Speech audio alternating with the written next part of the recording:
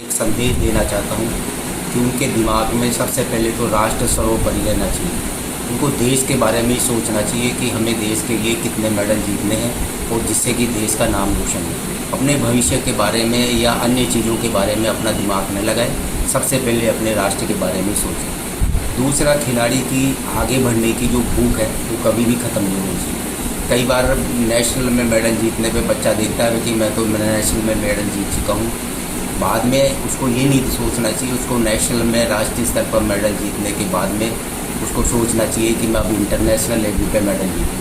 फिर इंटरनेशनल पे जीतने के बाद में वो सोचे मैं एशियाड में जीतूँ, कॉमनवेल्थ में जीतूँ, फिर बाद में आगे बढ़े ओलंपिक में जीतूँ। तो मैं यही कहना चाहता हूँ कि खिलाड़ी की कभी भूख ख़त्म नहीं होनी चाहिए और उसको हमेशा आगे बढ़ने के लिए सोचना चाहिए। तीसरा चीज़ क्या है कि उसको पब्लिसिटी से दूर रहना चाहिए। क्या खिलाड़ी एक बार जीतने के बाद में उसको क्या पब्लिसिटी मिलती है और उस पब्लिसिटी के चक्कर में अपना जो ट्रेनिंग में अपना पूरा समय नहीं दे पाता, उसको प्रॉपर रेस्ट नहीं मिल पाता और वो क्या है कि जो अपना लक्ष्य है उससे भटक जाता है। तो मैं चाहता हूँ कि जैसे अपने को जब हम जीतते हैं तो हमें पब्लिसिटी मिलती है। हमारे टाइम तो चल पहले प्रिंट मीडिया था, इलेक्ट्रॉनिक मीडिया नहीं था, लेकिन अब इलेक्ट्रॉनिक मीडिया इतना ज़्यादा हावी हो चुका है कि खिलाड़ियों को रातों रात स्टार बना देता है और खिलाड़ियों को रातें रात नीचे ले आता है। तो मैं यही कहना चाहता हूँ कि आप पब्लिसिटी करें, लेकिन इससे जितना ज़्यादा दूर रहेंगे उतना ही ज़्यादा आप लक्ष्य के नज़दीक जाएंगे। और चौथा जो सबसे बड़ी बात जो है वो है कि खिलाड़ी को कठिन परिश्रम करना चाहिए। किसी भी खेल में कोई शॉर्टकट नहीं है। जब तक आप कठिन परिश्रम नहीं करेंगे तो मैं आपको बताऊं कि आप अच्छे खिलाड़ी नहीं बन सकते। जैसे कोच आपको कहे कि 10 किलोमीटर क्रॉस कंट्री जाएँ तो आपके दिमाग में होना चाहिए कि मैं 14 किलोमीटर करूँ। लेकिन ये जो वर्कआउट आप जो भी करें वैज्ञानिक तरीके से करें।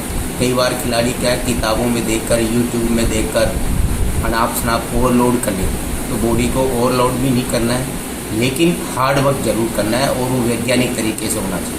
उसके साथ कोई कंप्रोमाइज़ नहीं होना चाहिए। आगे बढ़ने का एक मूल मंत्र यही है कि हमें ज़्यादा से ज़्यादा परिश्रम करना चाहिए, लेकिन वो परिश्रम हमें वैज्ञानिक तरीके से अपने कोचेज़ के मार्गदर्शन में करना चाहिए, न कि किताबों में पढ़कर या मैगज़ीन में पढ़कर या यूट्यूब पर देखकर हमें ऐसा तरह का दुस्साहस नहीं करना चाहिए। इसके अलावा जो सबसे बड़ी बात होती है खिलाड़ी को आराम। जब आप वर्कआउट पूरा कर लेते हैं तो ज़्यादा से ज़्यादा आप आराम करें। अगर आप प्रैक्टिस के बाद में अगर आराम नहीं करेंगे तो आपकी रिकवरी नहीं होगी और शाम के टाइम आपकी रिकवरी नहीं होगी तो आपको जो वर्कआउट करना है वो आप कर नहीं पाएंगे। नहीं तो खिलाड़ी क्या होता है कि आजकल मैंने देखा है कि खिलाड़ी प्रैक्टिस के बाद में इधर उधर घूमते रहते हैं, फिर शाम को जाते हैं तो उनका ट्रेनिंग वर्कआउट जो होता है अच्छा नहीं होता। इसलिए जितना ज़्यादा खिलाड़ी को प्रैक्टिस के बाद में आराम करेगा, मैं आपको विश्वास दिलाता हूँ कि उतना ही अच्छी परफॉर्मेंस उसकी आती है। इसके अलावा अच्छे डाइट का वो ध्यान रखें। डाइट के साथ साथ मैं एक और कहना चाहूँगा कि पानी ज़्यादा से ज़्यादा पिए। खिलाड़ी क्या होता है कि पानी बहुत कम पीता है, आलस कर जाता है, तो इससे क्या हमारी किडनी और लीवर पे बड़ा गलत इफेक्ट पड़ता है। तो मैं चाहता हूँ कि जैसे लॉन्ग मेडल जैसे रनर हैं या खिलाड़ी हैं, एथलीट हैं, रेसलर हैं या जितने भी खेल जगह से जितनी भी हस्तियाँ जुड़ी रहती हैं, उनको मैं कहना चाहूँगा कि अपने प्रैक्टिस के साथ साथ आप दिन भर में करीब 7-8 लीटर पानी पिए, जिससे कि आपका बॉडी में पानी की कमी नहीं रहे और आपका हीमोग्लोबिन मेंटेन रहे।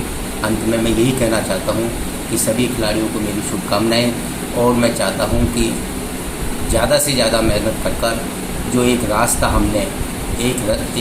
हमने जो चुना था और एक लकीर हमने जो खींची थी, उस लकीर को आप आगे बढ़ाएं, न कि उस लकीर को स्थिर करें, न ही उस लकीर को छोटी करें। तो मैं उम्मीद करता हूँ कि आप इस मेरे संदेश से अपने लक्ष्य की ओर बढ़ेंगे और हमारे हिंदुस्तान का नाम रोशन करेंगे। जय हिंद, जय भारत।